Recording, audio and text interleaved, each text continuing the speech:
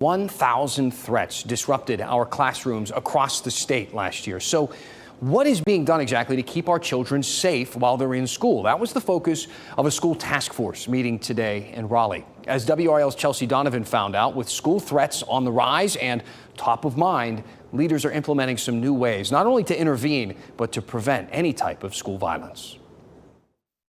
Last year, 1,147 threats were made on school campuses. Those range from just a I'm going to beat you up type of threat to a mass violence type of event. 11% of those were mass violence threat, like a shooting, and 25% were of fake violence threats, like calling in a bomb scare. It terrorizes the school. It makes young people on the school campus feel unsafe. Because what we know is what goes on in the community comes into the school and vice versa. Today, state and local leaders, part of the task force on safer schools, discussed multiple ways to reduce violence heading into the 2023-2024 school year.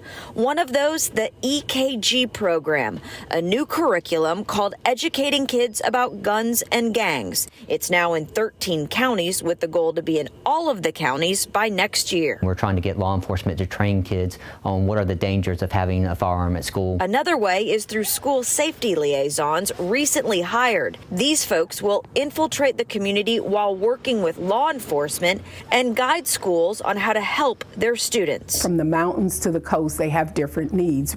Another way the school task force aims to curtail crimes in schools is through these gun locks. They've purchased 25,000 of them to be handed out via SRO officers, PTA members, and local police and sheriff's offices. Chelsea Donovan, WRAL News, Raleigh.